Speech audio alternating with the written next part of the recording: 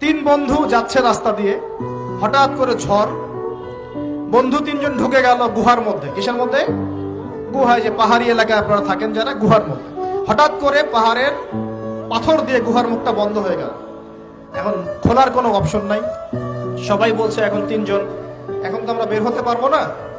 সবাই সবার নেক আমলের ওসিলা দিয়ে আল্লাহর কাছে দোয়া করো। কিসের ওসিলা দিয়ে? নেক আমলের ওসিলা দিয়ে দোয়া করতে হয়। যে হাদিস, মৃত মানুষকে ওসিলা করে তার জন্য নজর মানত জবাই করে দোয়া করতে হয় না, নিজের নেক আমলের ওসিলা দিয়ে আল্লাহর কাছে দোয়া করতে হয়। আল্লাহ পাক এখন দোয়া শুনলেন। একজন বলছে, আমি আমার পিতা মাতাকে খুব খেদমত করতাম, তাদেরকে দুধ পান না করে দুধ পান করাতাম না, নিজেও করতাম না, ছেলেদেরকে করাতাম না। আল্লাহ, এই কাজটা তোমার ভালো লাগলে আজকে গুহার মুখ থেকে পাথর সরিয়ে দাও। পাথর একটু সরে গেল। পাথর আল্লাহর কথা শোনে কিনা? শোনে না? সবাই আল্লাহর কথা শোনে। আগুন আল্লাহর কথা শোনে কিনা? ইব্রাহিমের জন্য আগুন ঠান্ডা হয়ে যায় নাই? আচ্ছা,